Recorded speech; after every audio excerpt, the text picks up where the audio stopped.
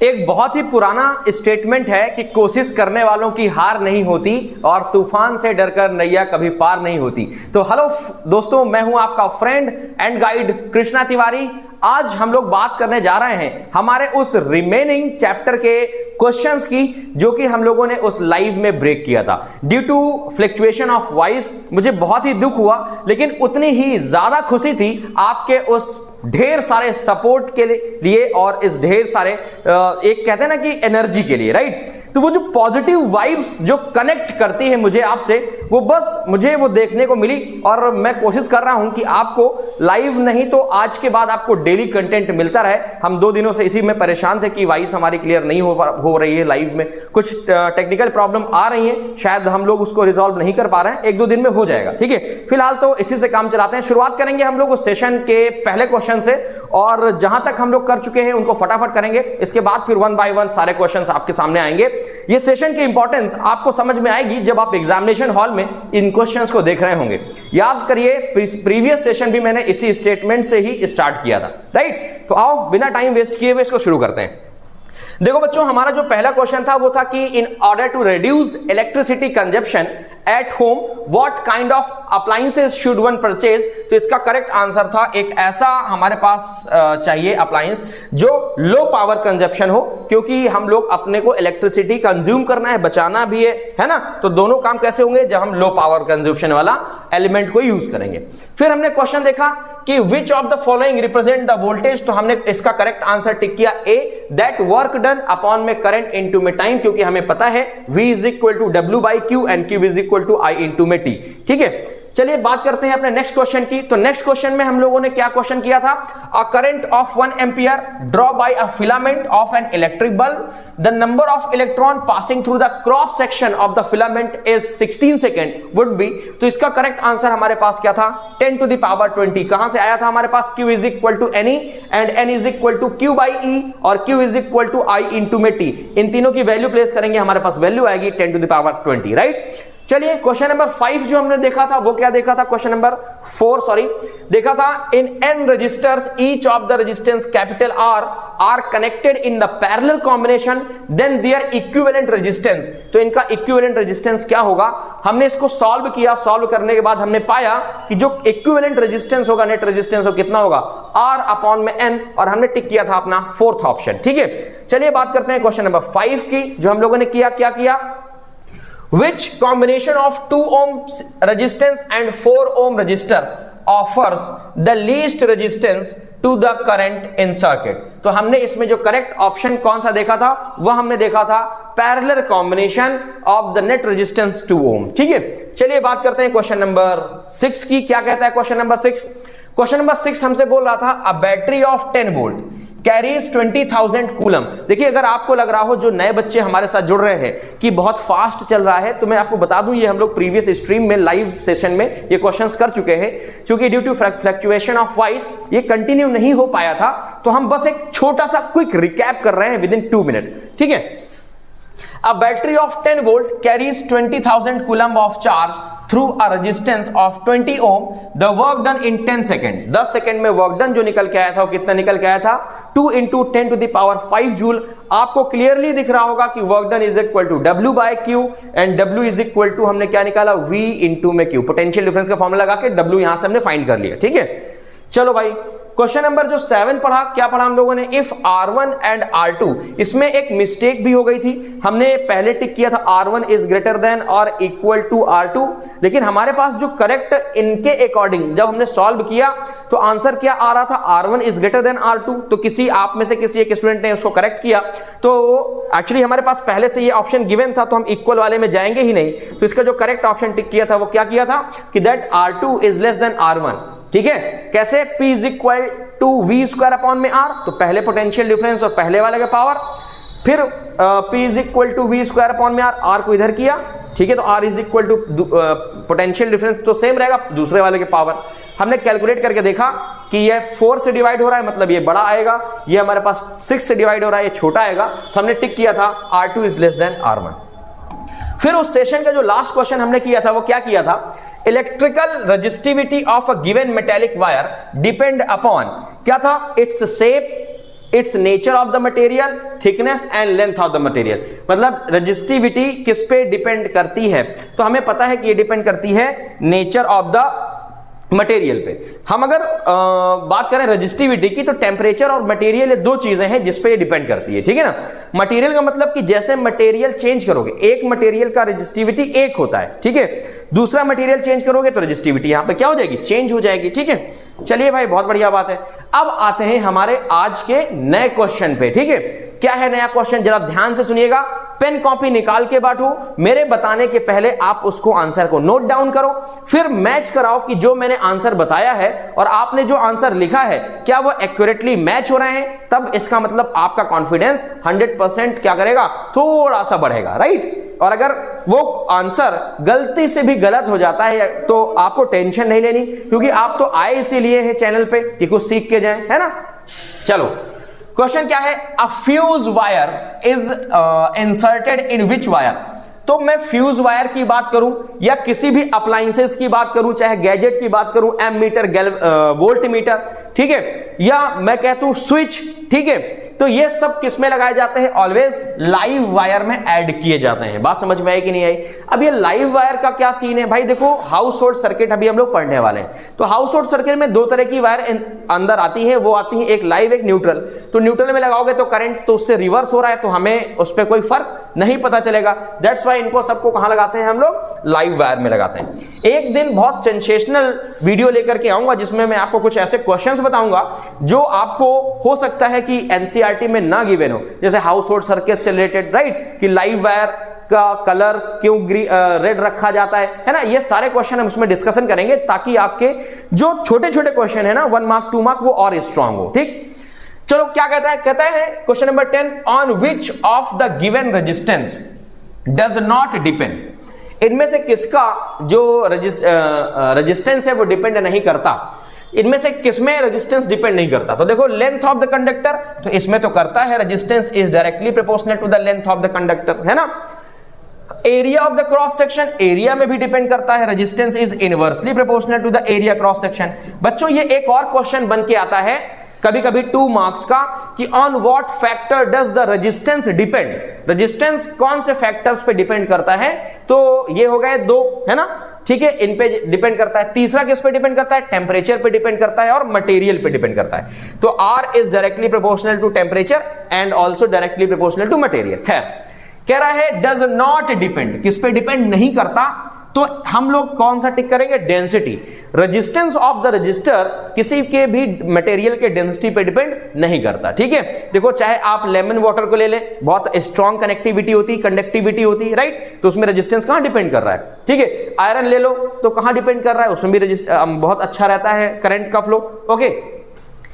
ध्यान रखना बच्चे ना, ये नॉट मिस कर देते हैं। हमें जब क्वेश्चन करना है हॉल में, एग्जामिनेशन हॉल में, तो हमें एक एक वर्ड को प्रॉपरली रीड करना है, कहीं ऐसा ना हो कि जल्दबाजी में हम लोग क्या करें, इस क्वेश्चन को गलत करें, ठीक है। तो आइए देखते हैं क्वेश्चन नंबर 11 कहता है, in parallel combination the electrical appliances the total power. तो कहता है कि पैरेलल में ना जो अगर कोई अप्लायंसेस लगे हुए हैं तो उनका जो टोटल इलेक्ट्रिक पावर होगा वो क्या होगा। तो मैं आपको बता दूं कि चाहे वो पैरेलल में हो चाहे वो सीरीज में हो, मान लो 20 वाट का हमने पावर कंजप्शन लिया पैरेलल में और 20 वाट का ही हमने बल्ब लगाया सीरीज में, तो दोनों का पावर कंजप्शन क्या होगा? सेम होगा। अच्छा, एक खास बात बता दूं कि हो सकता है कि अगर आपने कोई हाई पावर का एक अप्लायंसेस लगाया है और एक बल्ब लगा दिया आपने सीरीज में, तो मे बी जो हमारे पास बल्ब है वो बर्स्ट कर जाए या उसकी जो ब्राइटनेस है वो क्या हो जाए? डिम हो जाए, क्योंकि जो हमारे पास किसी हायर अप्लायंसेस का वोल्टेज है वो क्या होता है? ज्यादा होता है। और आपको ये बात बहुत अच्छे से पता है कि सीरीज का जो पोटेंशियल डिफरेंस है वो डिफरेंट होता है। देखिए, इस टॉपिक से हमने कई सारे क्वेश्चन देखिए अरेंज किए हैं, ठीक है। तो देखो, टोटल इलेक्ट्रिक पावर ऑलवेज कैसा रहेगा? सेम रहेगा, पावर में कोई भी चेंजमेंट नहीं रहेगा भाई। 20 वाट का बल्ब चाहे सीरीज में लगाओ चाहे पैरेलल में लगाओ, पावर कंजप्शन उसका कितना है? 20 वाट ही रहेगा। चलिए आइए मूव करते हैं हम लोग क्वेश्चन नंबर 13 की तरफ। देखो, इस क्वेश्चन को क्वेश्चन नंबर 12 की तरफ, और क्वेश्चन नंबर 12 में आंसर आपको देना है। होपफुली कि क्वेश्चन आपने रीड कर लिया होगा, नहीं किया तो मैं आपके लिए रीड कर देता हूं। विच of the given statement is true. ध्यान रखना, पॉजिटिविटी है तो ठीक है, नहीं है पॉजिटिविटी तो नेगेटिविटी बच्चे भूल जाते हैं, तो भूलना नहीं है। Regarding ammeter and voltmeter, ठीक है। क्या कहता है? कहता है ammeter is connected in series with the required device and voltmeter in parallel. Clear ना? फिर क्या कहता है, both ammeter and voltmeter are connected in series with required device.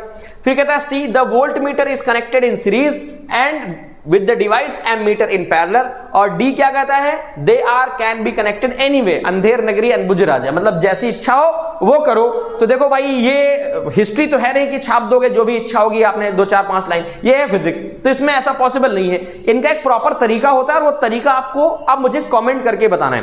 देखो हम लोग बात कर रहे हैं, मैंने आपको पहले भी बताया कि हम जैसे बात कर रहे हैं अभी, तो क्या है लाइव बात नहीं कर रहे हैं। अब इस क्वेश्चन के थ्रू हम लोग बात करेंगे कब, जब आपके कमेंट्स में पढ़ूंगा, तो मुझे वो पॉजिटिव इंटेंट, वो पॉजिटिव एनर्जी जो मुझे उस दिन दिख रही थी वो मुझे फील होगी, राइट। तो मैं क्या करूंगा, और बेहतर से बेहतरीन कंटेंट आपके सामने रखूंगा ताकि आप एग्जामिनेशन हॉल में जब बैठे तो आपका कॉन्फिडेंस एकदम उड़ रहा होगा। आप जब क्वेश्चन देखेंगे तो आपको लगेगा यार हम तो साल भर फिजिक्स इतनी टफ है, न्यूमेरिकल्स नहीं आ रहे, ये नहीं आ रहा है, वो नहीं आ रहा है, ठीक है, लेकिन ये तो बड़ी आसान चीज है, राइट। तो आगे बढ़े हम लोग, चलो क्वेश्चन नंबर 13 क्या कहता है, कहता है an electric fuse work on. तो सबसे पहले तो हम फ्यूज की बात कर लेते हैं दोस्त, है ना। फ्यूज क्या होता है, फ्यूज एक ऐसी डिवाइस होती है जो इलेक्ट्रिक अप्लायंसेस को क्या करती है, सेपरेट करती है, बचाती है इलेक्ट्रिक हजार्ड से। मान लो ज्यादा करंट आ गया, हमारा पास जो चार्जर है वो कितने का है, 100 वॉट का, और उसने करंट फील कर लिया उसके जो मतलब 5 एम्पियर का है, 5 एम्पियर से ज्यादा, तो चार्जर खराब हो जाता है ना। कई बार आप लोगों ने देखा होगा मोबाइल फोन के चार्जर खराब हो जाते हैं। तो इससे क्या हुआ, हमने क्या किया, जो फ्यूज है ना, तो फ्यूज को हमने बनाया एक ऐसी डिवाइस जो कि उस जो हमारे गैजेट है उनको बचाती है, ठीक है ना। फ्यूज का एक प्रॉपर तरीका होता है, फ्यूज वायर बहुत थिन होता है, पतला सा वायर होता है। थिन क्यों, एरिया क्रॉस सेक्शन कम होता है। एरिया कम, मान लो एरिया क्या है, कम है, ठीक है, तो रेजिस्टेंस उतना ही ज्यादा क्या हो जाएगा, हाई हो जाएगा। आपको पता है ना कि resistance is inversely proportional to the area cross section of the wire, okay. दूसरी चीज, जो फ्यूज की मेल्टिंग पॉइंट होती है वो बहुत लो होती है, तो जब ज्यादा करंट आया तो वो हीट करके मेल्ट हो जाता है। क्लियर। तो बेसिकली ना ये जो हमारे पास इलेक्ट्रिक फ्यूज है किस पे डिपेंड करता है, मतलब कौन से प्रिंसिपल पे वर्क करता है, ये वर्क करता है heating effect of electric current. और heating effect of electric current क्या होता है, I²RT, ये भी आपको पता होना चाहिए, है ना। इसको जूल्स लॉ ऑफ हीटिंग के नाम से भी जानते हैं। चलो क्वेश्चन नंबर हम लोग किसकी बात करेंगे, 14 नंबर की बात करेंगे। क्या कहता है 14 नंबर क्वेश्चन, देखो ये क्वेश्चन आपको किसी भी एनसीईआरटी बुक में, रेफरेंस बुक में नहीं मिलेगा, ठीक है, और ना तो कोई टीचर इसको पढ़ाता है। आपको थोड़ा सा इसमें अपना माइंड सेटअप करना है, अपना माइंड यूज करना है। क्या कहता है, out of the following graph which of the ohmic conductor, इनमें से कौन सा ग्राफ ओमिक कंडक्टर को शो करता है। तो ओमिक कंडक्टर के लिए आपको तुरंत दिमाग में आना चाहिए कि जो हमने ग्राफिकल क्वेश्चन करे थे अपने प्रीवियस सेशन में, आपको याद होगा जो मैंने पोटेंशियल डिफरेंस और करंट के ग्राफ आपको बताए थे, स्लोप वाले, कि स्लोप अगर पोटेंशियल की तरफ ज्यादा होगी तो उसका रेजिस्टेंस ज्यादा होगा, स्लोप अगर करंट की तरफ ज्यादा होगी तो उसका रेजिस्टेंस कम होगा, है ना। अगर आप में से किसी स्टूडेंट ने वो ग्राफिकल रिप्रेजेंटेशन क्वेश्चंस नहीं देखे हैं पोटेंशियल डिफरेंस और करंट के, तो प्रीवियस सेशन जो है वो उनको जाकर के देख लीजिए, तो आपको ना एग्जाम में उससे हेल्प मिलने वाली है, ठीक है। चलो देखो, तो पूछ रहा है ओमिक कंडक्टर, तो हमने ओम्स लॉ में VI ग्राफ पढ़ा कि जो ओम्स लॉ वेरी करता है, कौन सा करता है, स्ट्रेट। तो ऐसे कंडक्टर्स जो ओम्स लॉ को फॉलो करते हैं वो ओमिक कंडक्टर कहलाते हैं। तो ओमिक कंडक्टर का जो ग्राफ बनेगा वो कैसा बनेगा, स्ट्रेट लाइन ग्राफ बनेगा, ठीक है बच्चों, ओके।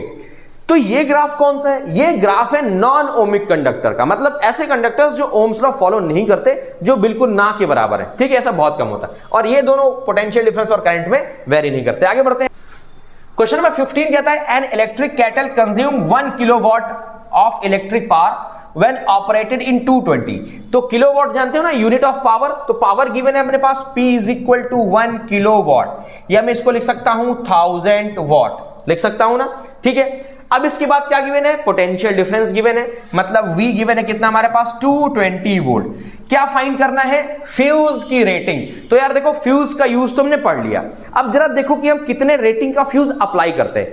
देखो सपोज किसी सर्किट में हमारे पास अप्लायंसेस जो गिवन है वो 10 एम्पियर का है या 15 एम्पियर का है, तो हमें ना फ्यूज जो चाहिए वो 10 या 15 प्लस एम्पियर का फ्यूज चाहिए। बात समझ रहे हो कि नहीं समझ रहे हो, क्योंकि अगर हम छोटा फ्यूज लगाएंगे, कम रेटिंग का फ्यूज लगाएंगे, तो वो तुरंत हीट करके मेल्ट कर जाएगा। अभी हमने पढ़ा कि हीटिंग इफेक्ट पे वर्क करता है। तो अब हमें देखना है कि इसका ना जो करंट है वो कितना कंज्यूम कर रहा है, ये जो कैटल है, इसके बाद फिर हम फ्यूज में इसमें ऑप्शन चूज करेंगे। तो चलो करते हैं। तो पावर इज इक्वल टू क्या होता है, वी आई, करंट चाहिए ना, तो हमने ये वाला फॉर्मूला लगाया, ठीक है। यहां से I इज इक्वल टू क्या हो जाएगा, P अपॉन में V, क्या हो जाएगा, P अपॉन में V, ठीक है। पावर की वैल्यू कितनी है, 1000 है हमारे पास, और V की वैल्यू कितनी है हमारे पास, 220। जब इसको सॉल्व करोगे तो कितना आ जाएगा, 4.56 समथिंग एम्पियर के आसपास आ जाएगा। इसका मतलब हम ये 4 1 2 वाले एम्पियर के फ्यूज नहीं लगा सकते, तो हमें कौन सा लगाना पड़ेगा, D फॉर डॉक्टर, मतलब 5 एम्पियर का फ्यूज इस कैटल के लिए हमें स्पेशली अप्लाई करना पड़ेगा, ठीक है ना। ठीक, तो आइए क्वेश्चन नंबर 16 की तरफ बढ़ते हैं। क्या कहता है क्वेश्चन कहता है 2 resistors of resistance 2 ohm and 4 ohm when connected to a battery will have। देखिए बहुत ही प्यारा सा क्वेश्चन है, आपको बस थोड़ा सा अपना दिमाग यूज करना है, ठीक है। मान लो ये सीरीज है हमारे पास, ठीक है, और सीरीज में ना क्या होगा, हमारे पास ये जो करंट है ये डिवाइड नहीं होगा, जो करंट हमारे पास I1 होगा यही I2 होगा, बट पैरेलल की अगर मैं बात करूं तो पैरेलल में करंट I1 होगा, ये होगा I2, डिवाइड हो जाएगा, ठीक है। कहता है 2 ओम और 4 ओम को कनेक्ट किया गया, तो इनमें से कौन सा ऑप्शन करेक्ट होगा। पहला देखो क्या कहता है, same current flow through them when connected in parallel. कहता है जब पैरेलल में लगाओगे तो सेम करंट फ्लो करेगा, तो क्या ये पॉसिबल है इस फिगर के अकॉर्डिंग, तो आप कहेंगे नो सर। ठीक है। इसके बाद अगर मैं दूसरे फिगर की बात करूं, क्या कहता है, the same current flowing through them when the connected in series. Yes, ये हमने पढ़ रखा है क्या, कि करंट ना सेम होगा अगर सीरीज में कोई 2 गैजेट या रेजिस्टेंस लगे हुए। अगर मैं पोटेंशियल की बात करूं दोस्तों, तो जो पैरेलल होता है ना, पैरेलल का पोटेंशियल क्या होता है, कांस्टेंट रहता है, लेकिन सीरीज का पोटेंशियल क्या रहता है, डिफरेंट रहता है। आप सभी ये सब कुछ जानते हैं, ठीक है। चलो बहुत बढ़िया बात है। आगे क्या कहता है, same current flow through the connect in series. तो मुझे तो लग रहा है बी ऑप्शन करेक्ट होगा, लेकिन मुझे लगने से कुछ नहीं होता ना, मुझे दिमाग अपना कम यूज करना है, सिर्फ जो पढ़ा है वो यूज करना है। सी क्या है, लिखा है same potential difference across them when connected in series. अब देखो कहता है कि अगर सीरीज में कनेक्ट है तो सेम पोटेंशियल होगा, और अगला ऑप्शन कह रहा है कि पैरेलल में होगा तो डिफरेंट होगा। तो बस ये स्टेटमेंट जो हमने पढ़ा है उसके जस्ट खिलाफ है, तो हमारे पास जो करेक्ट ऑप्शन हो गया वो हो गया ऑप्शन नंबर बी। होपफुली आप ये क्वेश्चन को समझ पा रहे होंगे, राइट। चलिए आगे हम लोग क्वेश्चन की बात करें, क्वेश्चन नंबर 17। रख हौसला और आगे बढ़ते हैं, ले उड़ान। क्वेश्चन नंबर 17 कहता है यूनिट ऑफ इलेक्ट्रिक पावर में ऑल्सो बी एक्सप्रेस एज, मतलब जो इलेक्ट्रिक पावर में इसकी यूनिट हम और भी कैसे एक्सप्रेस कर सकते हैं, that is kilowatt hour. You already know that kilowatt hour is a commercial unit of electricity and also known as 1 unit of bill। 1 kilowatt hour को हम 1 unit of electric bill भी कहते हैं, ठीक है।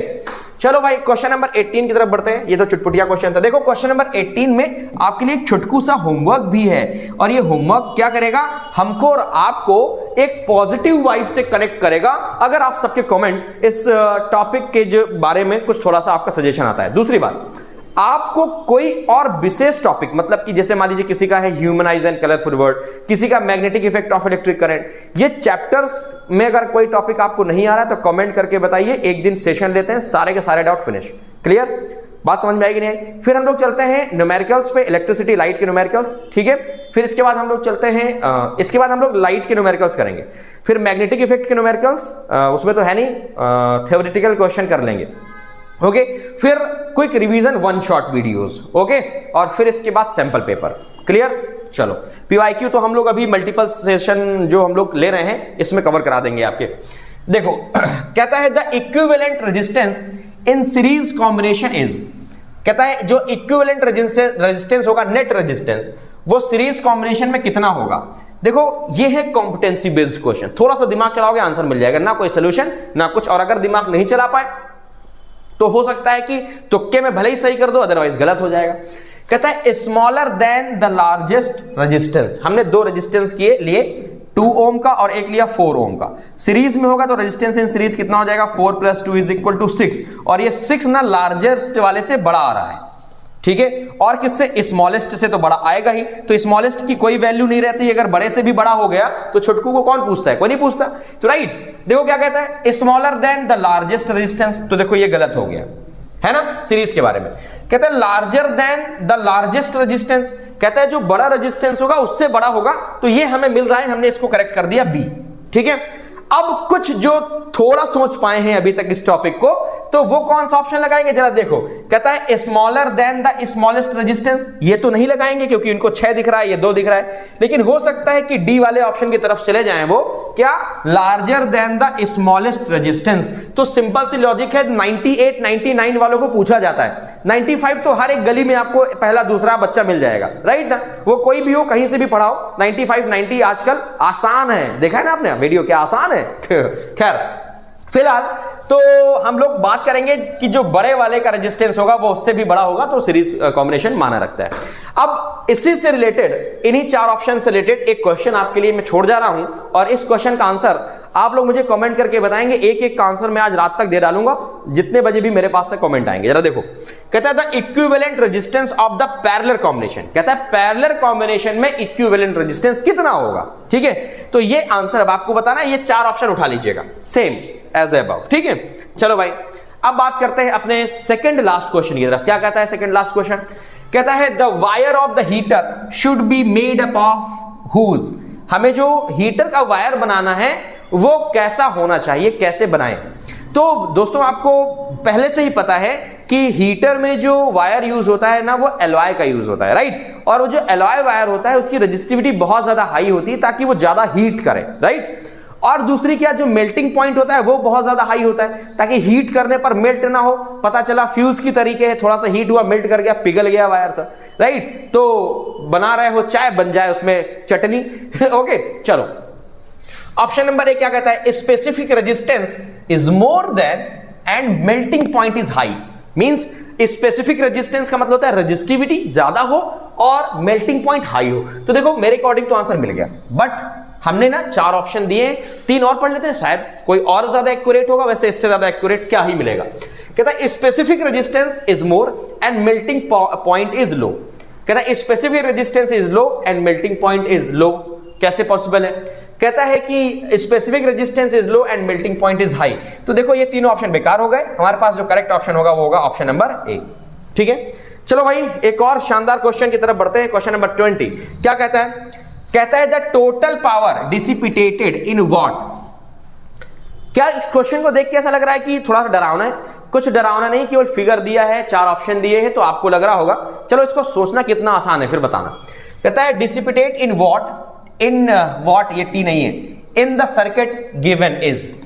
तो इस सर्किट में हमें चाहिए क्या, पावर। तो पावर के लिए फॉर्मूला होता है हमारे पास V²/R एंड VI। बहुत बच्चों का कंफ्यूजन रहता है कि कौन सा फॉर्मूला कब लगाएं। तो भाई फिगर देखना क्या दिया है, R गिवन है और क्या गिवन है, V गिवन है ना। बात समझ में आई कि नहीं आई? तो हम लोग कौन सा लगाएंगे, जिसमें R हो और V हो। हम ये VI वाला क्यों लगाएंगे, नहीं लगाएंगे, है ना, पागल तो नहीं हम लोग। तो V²/R लगाते हैं, लेकिन इसको लगाने के लिए चाहिए हमने को नेट रेजिस्टेंस। क्या चाहिए, नेट रेजिस्टेंस। तो नेट रेजिस्टेंस सबसे पहले फाइंड करो।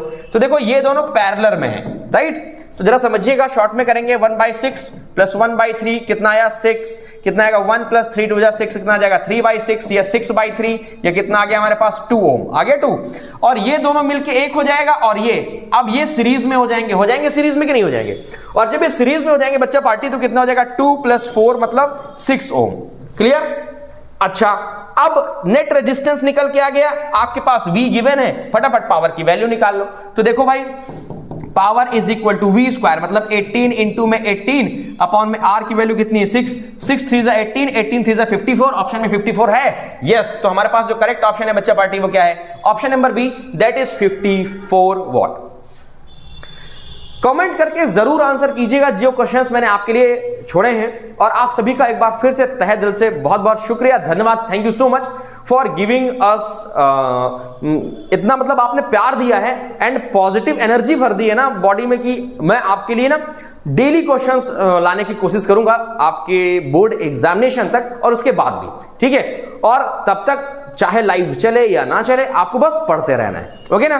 तो फिर से एक बार थैंक यू सो मच, आज के लिए इतना ही। हंसते मुस्कुराते और खिलखिलाते रहिए, और पेपर तो क्या है, हो ही जाएगा, है ना। चलो बाय बाय, टाटा।